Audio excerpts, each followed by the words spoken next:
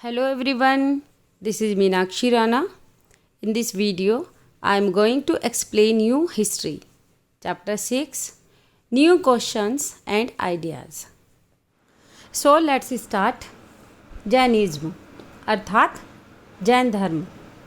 The last and 24th Tirthakar of the Jainas, Vardhaman Mahavir also spread his message around this time, that is 2500 years ago. इसी युग में अर्थात 2500 years पहले जैन धर्म के 24th तथा अंतिम तीर्थकर वर्धमान महावीर ने भी अपने विचारों का प्रसार किया. वो वज्जी संघ के लिच्छवी कुल के एक क्षत्रिय राजकुमार थे. वज्जी संघ के बारे में हमने आपको चैप्टर 5 में बताया था.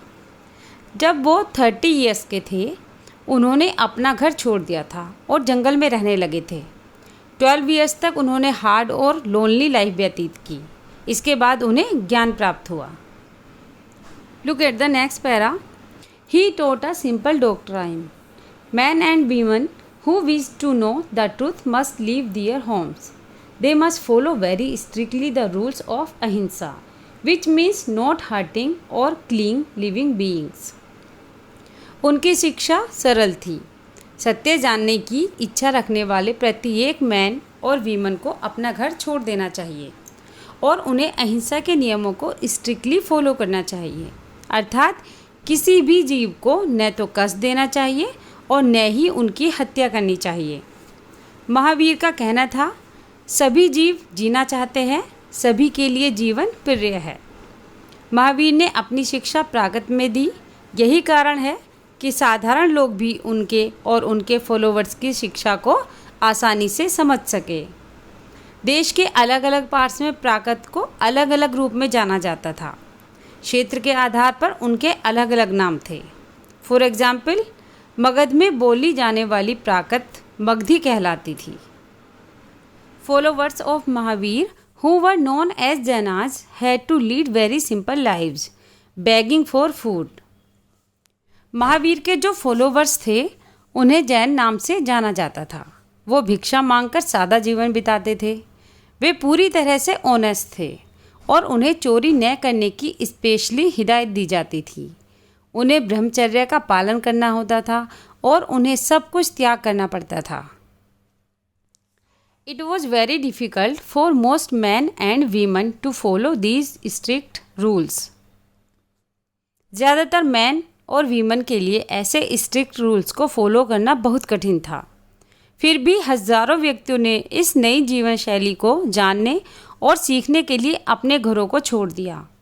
कई लोग अपने घर पर ही रहे और जो भिक्षु तथा नन बन गए थे उन्हें सपोर्ट किया और भोजन प्रोवाइड किया. Jainism was supported mainly by traders. Farmers who had to kill insect to protect their crops found it more difficult to follow the rules. Mainly traders ने जैन धर्म को सपोर्ट किया.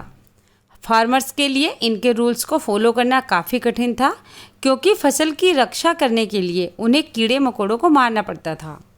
100 ईयर्स में जैन धर्म नॉर्थ इंडिया के कई पार्ट्स के साथ साथ गुजरात, तमिलनाडु और कर्नाटका में भी फैल गया. महावीर और उनके फॉलोवर्स की टीचिंग्स कई सेंचुरीज तक मौखिक रूप में ही रही. जो प्रेजेंट में जैन धर्म की टीचिंग्स है वह लगभग 1500 ईयर्स पहले गुजरात में बल्लभी नामक स्थान पर लिखी गई थी. See map 7 page number 105. Here is Valabhi. Now we will discuss about the sangha. Both the Mahavira and the Buddha felt that only those who left their homes could gain true knowledge. Mahavir और बुद्ध दोनों का ही मानना था कि घर का त्याग करने पर ही सच्चे ज्ञान की प्राप्ति हो सकती है. ऐसे लोगों के लिए उन्होंने संघ नामक संगठन बनाया जहाँ पर घर का त्याग करने वाले लोग रह सकें. The rules made for the Buddhist sangha were written down in a book called the Vinaya Pitaka. संघ में रहने वाले बुद्धिस्ट के लिए बनाए गए रूल्स विनय पिटक नामक बुक में लिखे हुए हैं. इस बुक से हमें पता चलता है कि संघ में मैन और वीमन के रहने की अलग अलग ब्रांचेज थी. सभी व्यक्ति संघ को ज्वाइन कर सकते थे. हालांकि बच्चों को अपने पेरेंट्स से और स्लेव्स को अपने मास्टर्स से परमिशन लेनी पड़ती थी। जो लोग राजा के यहाँ काम करते थे उन्हें राजा से और कर्जदारों को अपने देनदारों से परमिशन लेनी होती थी और औरतों को अपने हस्बैंड से। Man and women who joined the संघ लेड सिंपल लाइव्स। संघ में रहने वाले स्त्री पुरुष बहुत सादा जीवन जीते थे।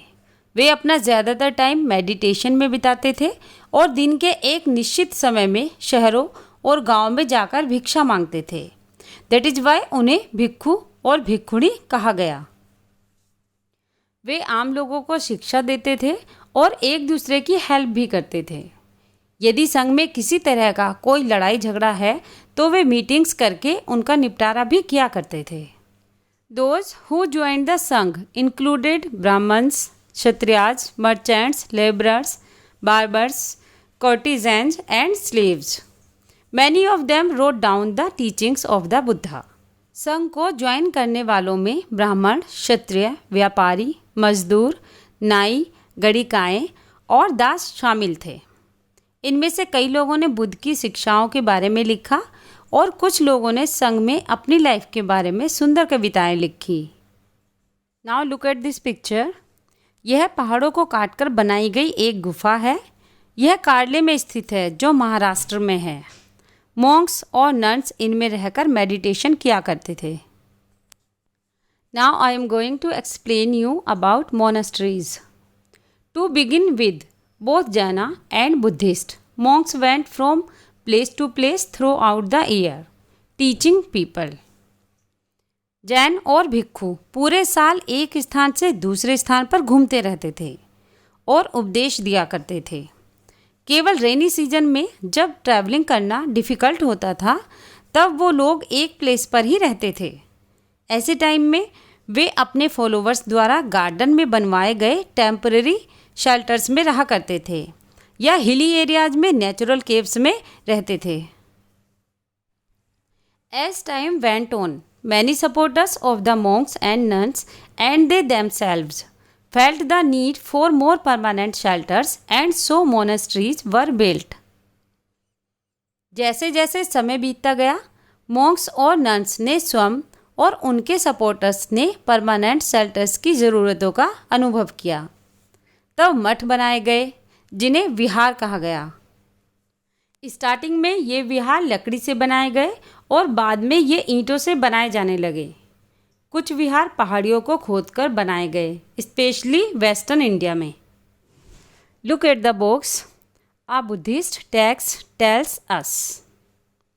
जिस तरह महासागरों में मिलने पर नदियों की अलग अलग पहचान समाप्त हो जाती है, ठीक उसी तरह बुद्ध के फॉलोवर्स जब भिक्षुओं की श्रेणी में एंटर करते हैं तो वे अपना वर्ण, श्रेणी और अपनी फैमिली सब कुछ भूल जाते हैं। Very often the land on which the Vihar was built was donated bye a rich merchant और अ लैंड ओनर और द किंग। प्राय विहार जहाँ पर बनाए जाते थे वो लैंड किसी रिच मर्चेंट या लैंड ओनर या राजा द्वारा दान में दी गई होती थी। लोकल पीपल मॉन्क्स और नन्स के लिए भोजन, वस्त्र और दवाइयाँ लेकर आते थे, जिसके बदले ये मॉन्क्स और नन्स लोगों को शिक्षा देते थे। आगे आने वाली सेंचुरीज में बौद्ध धर्म सब कॉन्टिनेंट के कई पार्ट्स के साथ साथ बाहरी क्षेत्रों में भी फैल गया। You will learn more about this in chapter 9। Now we will discuss about the system of ashrams. आश्रम व्यवस्था। जैन धर्म और बौद्ध धर्म जिस समय पॉपुलर हो रहे थे, लगभग उसी समय ब्राह्मणों ने आश्रम व्यवस्था को डेवलप किया। यहाँ आश्रम शब्द का अर्थ लोगों द्वारा मेडिटेशन करने के लिए प्रयोग में आने वाले स्थान से नहीं था, बल्कि इसका अर्थ लाइफ की एक स्टेज से था। 4 आश्रम्स को मान्यता दी गई: ब्रह्मचर्य, गृहस्थ, वानप्रस्थ और संन्यास। ब्रह्मचर्य के अंतर्गत ब्राह्मण, क्षत्रिय और वैश्य से यह अपेक्षा की जाती थी कि इस स्टेज के दौरान वे सादा जीवन बिताकर वेदों की स्टडी करेंगे। गृहस्थ आश्रम के अंतर्गत उन्हें विवाह करके गृहस्थ के रूप में रहना होता था। वानप्रस्थ में उन्हें जंगल में रहकर मेडिटेशन करना होता था। अंत में उन्हें सब कुछ त्याग कर सन्यासी बन जाना होता था। आश्रम व्यवस्था ने लोगों को अपनी लाइफ का कुछ पार्ट ध्यान में लगाने पर बल दिया। जनरली वीमन को वेद पढ़ना अलाउ नहीं था। उन्हें अपने पतियों द्वारा पालन किए जाने वाले आश्रमों का ही अनुसरण करना पड़ता था। Elsewhere, find Iran in your Atlas. Look at this world Atlas. Here is Iran. It is situated both in the northern and eastern hemispheres of the earth. ज़ोरास्टर एक ईरानी पैगंबर थे। उनकी टीचिंग्स का कंटेंट अवेस्ता नामक बुक में मिलता है। Avesta की लैंग्वेज और इसमें वर्णित रीति रिवाज वेदों की लैंग्वेज और रीति रिवाजों से काफ़ी मिलते जुलते हैं। ज़ोरास्टर की बेसिक टीचिंग्स का सूत्र है सद्विचार, सद्वचन और सद्कार्य।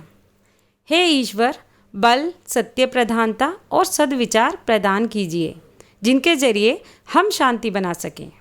1000 से भी ज़्यादा वर्षों तक जरथुस्त्रवाद ईरान का एक प्रमुख धर्म रहा। बाद में कुछ जरथुस्त्रवादी ईरान से आकर गुजरात और महाराष्ट्र के तटीय नगरों में सेटल डाउन हो गए। वे लोग ही आज के पारसियों के पूर्वज हैं। So students, that was your all chapter. I hope you have understood very well.